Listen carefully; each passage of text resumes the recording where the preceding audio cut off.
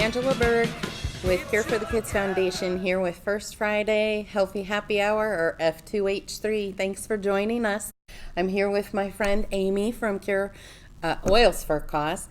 And today we are blessed with a very special guest. Renee Dagonia is here with us from the Enchanted Forest Reiki Center. And we're going to have some good information today on an integrative sound therapy. And I first wanted to start. Renee is going to demonstrate the sound bowl therapy with Amy today, but I want to start getting some general information about the services at the center. We'll have more guest appearances in the future from other practitioners as well. But I wanted a little bit of overview with Renee, so thank you so much for being able to come with us today. We are happy to have you, and I'm so excited because this is a therapy that is so non-invasive and relaxing, and I think will be appealing and is so readily available for so many of our families. Yes. So will you talk a little bit about sound therapy in general and the different modalities? So there's many, and it starts as simple as the human voice. Human voice is sound therapy. The sound of your own voice is very healing. When you chant mantras, that's when you get that vibration going in your body. Then, of course, there's tuning forks, bells, gongs. Gongs are massive. Gongs are like the king of vibrational sound therapy. And then my bowls, which are my love of my life. Bowls are, I think, the most accessible because they're portable and they're easily to use. And they're very much non-invasive on the body. I lay the bowls on the body, turn the bowls on the body. But they can also be played off the body for people that don't feel like they want that touch. It's important. It's not like a massage where a lot of people don't want to be physically touched. And so the bowls are perfect for that because they just are on the body and you're above the body. That's really important for a lot of probably our rare diseases and some of our oncology kids because they get some neuropathy sometimes from some of the chemotherapies, and this would be a modality that I could see being really effective for them. They're also for folks that aren't necessarily aversive to touch. There is a sound bed also at the center, am I right? Yes, that's the high tech. There's the low tech, which is the hand instruments, and then there's the high tech, which there's a sound bed that you lay on there, and those vibrations are actually timed with the music, so there's a rise and fall to the vibration along with the music. And we also have there's also beds, and there's also chairs that do the same thing too, where you sit in a chair and you're actually that sound is coming through your body. Very nice, very nice. So what are some of the things besides touch aversion that someone would have to think about? Is there any other concerns, since it's so versatile and you can touch or not touch? Is there any other concerns that you've ever experienced? There is one, and it kind of came up, and I wasn't expecting it, and I should have thought of it, but hearing aids. Because when you're toning the bowl next to the body, sometimes that sound, so I always really ask, and now I have to ask, are you wearing a hearing aid? You just turn it off. Because the body and the mind understand the sound and the vibration. The ears aren't really in play. Got it. That makes sense. That makes a lot of sense. So it doesn't matter whether you're hearing impaired or not, you're still going to get the full benefit from the session. Oh, awesome. Well, I'm really excited that we're going to be able to have a demonstration of this therapy today. Will you just kind of tell people how to get in touch with the center if they want to explore this kind of therapy at the center? So I practice out of the Enchanted Forest Reiki Center, which is located at, I think it's 2080 South Jones. And you just give us a call. We have our website, which is enchantedforestreiki.com. And it's got a great store in there too. We do a lot of classes. Yes, so I'm really excited. I've talked to Donna, and we'll be having some upcoming talks about crystals. I think we may go to the center and have a demonstration of the sound bed too. So I think there's lots of stuff to explore. So very good. We're going to take a break for just a minute then and set up for doing a demonstration for the bowls for sound therapy. We'll be right back. Stay with us. Thank you.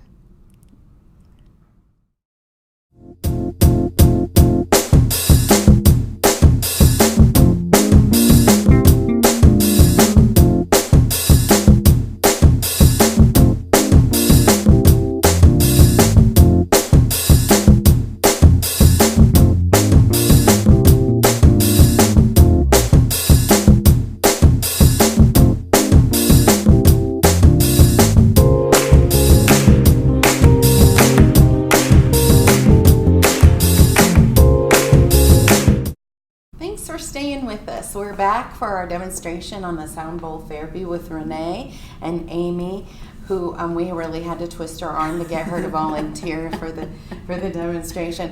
But I wanted, a couple of things came up during our break that I want to make sure we share before we go right into the demonstration. One, will you talk a little bit about the waves that you were sharing with me, the brainwave changes that happen with this therapy? Because I think it's critically important for people to remember, particularly with sleep disturbances, how beneficial this could really be for them. Exactly. This is the core of the therapy. We all exist in a beta state, which is the active mind, and then the next state down would be alpha, which is where you have relaxation, deep relaxation, and then you go into theta, which is where it's a meditative state. That's also where you have light sleep. So it's important that the different tones, as your brain is listening to the tones of the bowls and the vibration, the left brain, that thinking brain, starts to go to sleep. Mm-hmm. It doesn't know what to do with sound. It doesn't know what to do with the tone, the vibration, so it shuts down and allows you to drop into that alpha state, that state of relaxation. And then once you get more familiar and more comfortable with the process and the therapy, then you start dropping into that theta sleep, which is where you have the regeneration. Yes, so the regeneration, I was going to say that theta state is what I talk to patients about all the time that have these chronic pain disorders. It is critical to our body's ability to recuperate from the stresses of all the exposures in a day. At a very cellular level, we need to be able to get into that theta wave sleep in order to recover. So it's not just about the quantity of sleep, but that's the quality of sleep that we're looking for. Exactly. One other story that you shared with me on the break that I want to share with our viewers is about when we talked about neuropathy. It reminded you of a story I'd like you to share, if you could, about an experience you had with the patient. Right, I had a client come in and she had the tip of her finger severed in an accident, and I was working the bowls on the arm and toning down the arm, and she actually, also her eyes open, and she was like, oh my gosh, I can feel the tip of my finger. So that's letting you know that the nerves are regenerating. That gave her a sense of the fact that she was healing. It makes complete sense that vibration is central to helping those nerves. I always, again, tell people when I do the chronic pain teaching that the body is an amazing thing in being able to heal itself if we let it and if we embrace it and give it the opportunity. Just like a blocked blood vessel, collateral vessels can develop to bypass it. Same thing with nerves. When we've got dysfunction in nerve, or we've got, like those were severed nerves, the body can regenerate if we give it the right tools, and it makes sense that the vibration would help with that. Very good. So I am going to turn it over, so you might be snoring by the time we're done, but I'm going to let Renee do the demonstration. Exactly. So generally we start by just toning the bowl on the body. And right now, sound waves and vibration is going through all of your systems, going through your muscles. And I love the position of the bowl on the belly. It's like a little hug. It's like a little blanket. It really is kind of like one of those thunder blankets, I call it. It's kind of very hugging. And then we bring in the second bowl, and this is where your brain really starts to go, wait, now I've got two of them. I don't understand what's going on, and it starts to shut down. Of course, it takes 7 to 10 minutes, from what I found. Some of the places that we placed the second bowl.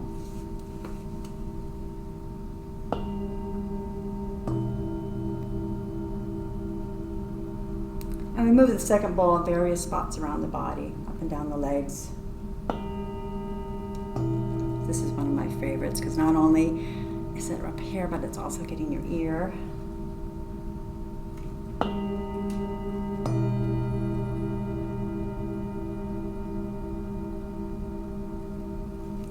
And there's also a thing called the brain entrainment, which the waves of your brain want to match the waves of the bowl. So it's actually, that's also what takes you into that lower states, the alpha and the theta state. And the bowls also tend to try to meet each other in the middle. What I find so exciting about these new therapies is that how the medical community is now embracing them. I think that's very important. These are non-invasive, and it's all about reducing and removing stress from our bodies. Right. It's important to remember that these are not going to interfere with any of our medical treatments. Yeah, this has been going on for, all the shamans and everything. They all knew about sound and touch as methods to heal, to aid in healing, allowing the body to release its stress.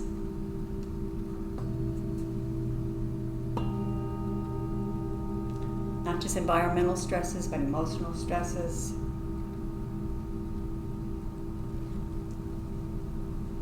And the responses our bodies have to those stresses: inflammation, increased cortisol,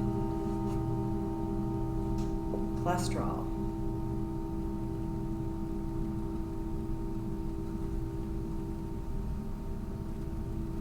A typical session usually lasts about 30 minutes.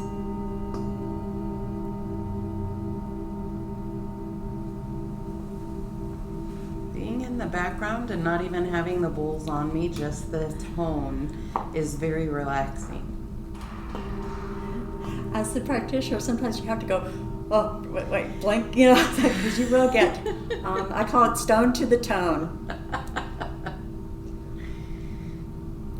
And when you're in an enclosed room, it actually amplifies it even more, because the sound waves are bouncing off the walls, off the floor, off the equipment.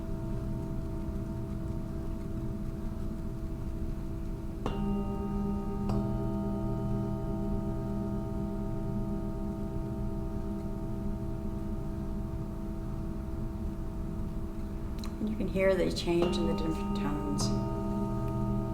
There's that, I guess, that beautiful wave effect going on.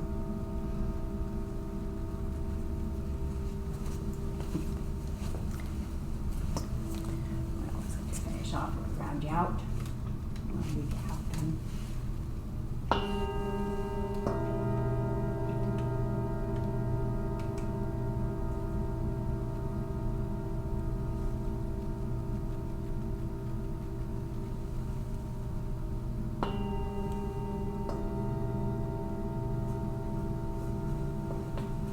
This is also a practice that you can do off the body. It's just as effective for me just to on the wall along the body as it is to place it. For those that don't really want any pressure, or maybe there may be operation sites or some type of, I always ask for about ports too, different things that I don't want to be around, so I don't want to interfere with. That makes sense. And also for very small children. A small child, I would work off the body.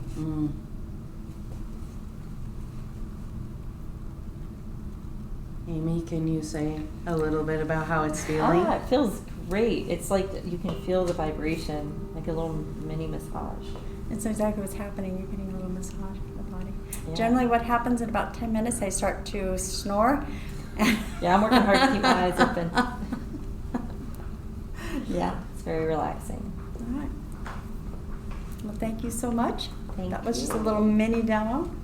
And generally, this bowl is placed into different parts of the body also.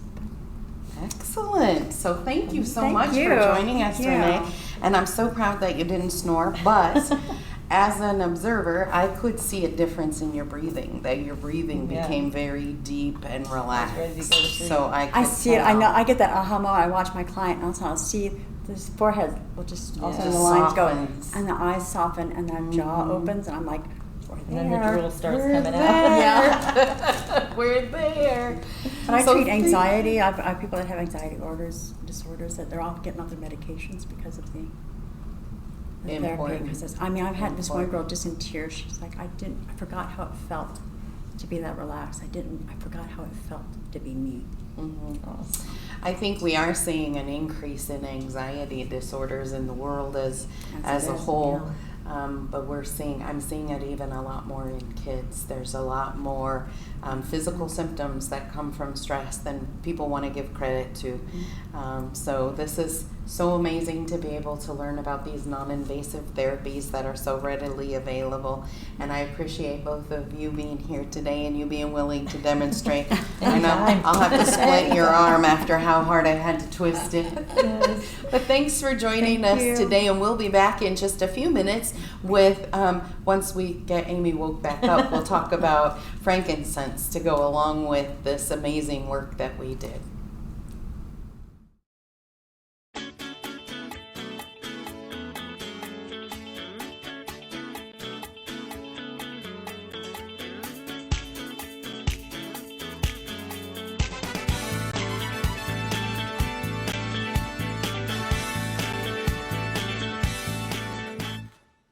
Hello.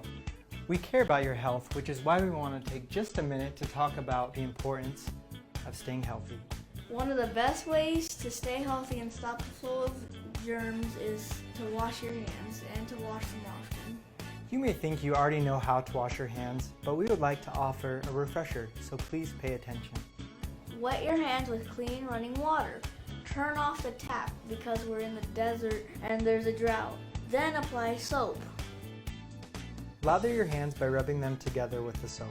Don't forget to lather the back of your hands, between your fingers, and underneath your nails. You should scrub your hands for at least 20 seconds. Here's a tip. Hum the happy birthday song twice. That's about 20 seconds. Okay, you're ready to rinse. Turn the tap back on and rinse your hands. Dry your hands using a clean towel or air dry them, but don't rub them on your clothes. So when should you wash your hands? Before, during, and after preparing food. Before eating food. Before and after caring for someone who is sick. Before and after treating a cut or wound. After using the toilet. After changing diapers or cleaning up a child who has used the toilet. After blowing your nose, coughing, or sneezing. After touching an animal, animal feed, or animal waste. After handling pet food or pet treats. After touching garbage. Just remember, keeping your hands clean is one of the most important things we all can do to stop the spreading of germs. Thanks for watching.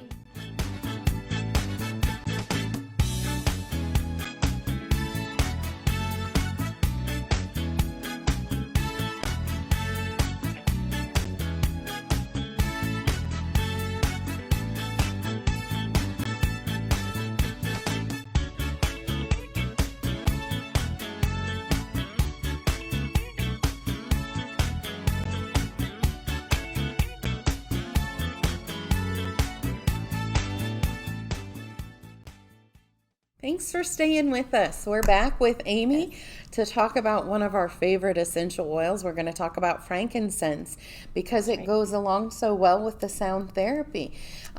Felt really good. Which Amy has recovered from. So I'm going to turn it over to you to just bring us up to speed on frankincense and talk about the many wonders of frankincense. Yes. Well, frankincense, again, I'm Amy with Oils for a Cause. And we're going to talk about frankincense and why Angela kind of referred to it goes really well with the bowls is I want to kind of touch on frequencies today. And we talked about the vibration with the bowls and I could feel the vibration through my whole body. It was really pretty amazing because I did feel myself change my breathing and start relaxing. And I was like, man, it's like a massage from the inside out. It was really cool. But it's kind of the frequencies going through you and your body actually works. Normally, it's right around 62 to 78 is the number of the megahertz frequency within your body. So if you were to measure the frequency and the vibrations in your body, it's around 62 to 78. And if you have a lower frequency or things start to lower that, that's when you can get sick, get colds, get diseases. And I don't know which came first, the chicken or the egg, or whether the lower your frequency is, the more likely you are to get ill, or if you're ill because your frequency is lower. I'm not sure where that plays out, but they say that negative thoughts lower your frequency by 12, and positive thoughts actually raise it by 10. So it's really, really important. And I know as a warrior mom, as a mom of a child who has gone through the journey, your thoughts can truly run away with you.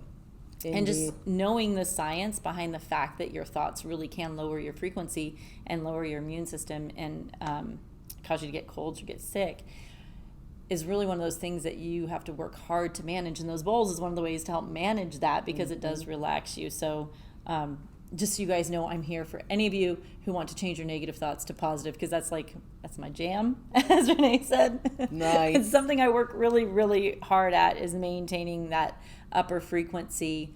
And so frankincense actually works. Every essential oil, by the way, has a frequency. This is why when you walk around out in nature, a lot of times you'll feel better depending on what's around you. Walk through a rose garden and you're just who can be sad or mad in a rose garden after Right. 15 minutes, right? You walk around in the desert where there's nothing and you feel nothing. It's because there's no high frequencies there that are putting the vibrations out. So every essential oil runs on a frequency, which means that frequency is now being internalized into your body. And frankincense is one of the highest frequencies oils. It is running at 147 megahertz. Wow, that sounds like so Which much. is really high. I don't even know what that means. Honestly, I'm not a scientist or a doctor. I'm a mom who's done a ton of research. But it really is your frequency. We talked about the sound waves and the vibration. It has an effect on your body. So frankincense as a high frequency really is important. If you can ingest it is the best way, but you want to make sure that if you ingest frankincense, that the bottle has supplemental information on it. That means you can ingest it. Otherwise, you could put it on topically with a carrier oil like coconut oil, fractionated coconut oil or jojoba oil. But you put a couple of drops of frankincense under your tongue each day. It's going to help your immune system. It's going to help that frequency. It's going to help you stay healthy. And frankincense is also great for brain support and brain health. It's one of the few things that can cross the blood-brain barrier. So you want to raise the frequency in your brain and get smarter. I don't know if it'll help get smarter, but it does help in the brain. Excellent. Yes. Remember, too, as we always say when we're ingesting things, if your child is still on therapy, you've got to make sure that you're partnering with your healthcare Yes. provider, making sure that you're having a conversation, particularly when it is an oil that we know crosses the blood-brain barrier. We want to make sure that they know and that any interactions with medications can be looked at. Absolutely. To my knowledge, I don't believe that we've had anybody who we've had information on chemotherapy that's particularly averse to being able to use it. So just keep the conversation going. Remember, we're all here on this team together. Yes, and you can, like I said, put it under your tongue or in a capsule. But truly, the biggest thing, like you said, is not just working with your healthcare provider, but being open with them. Make sure they know. Don't think, I'm not going to, I've heard it's okay, so I'm not going to tell them. Just let them know. We love Cure for the Kids.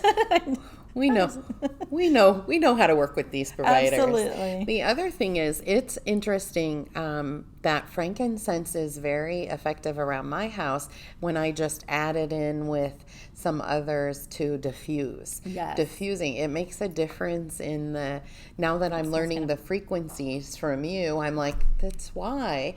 It's that generalized, healthy, happy feeling when you include it in your diffuser. And it's a grounding. nice woody scent, and I think grounding it probably is a good way to It's like say. a smoky woodsy, kind of smoky woodsy, but it has monoterpenes in it, which actually are cytotoxic, which means they have been known to go in and affect and kind of, I don't want to say anything too off the record, but it's actually, it can help with bad cells. I was going to so to say, speak. I think it does some free radical work, Yeah, it which does are the free radical things work. that can cause illness. So Yeah, so it'll go in and it will help with that, but it will not harm healthy cells. Right. It'll really keep those healthy cells going.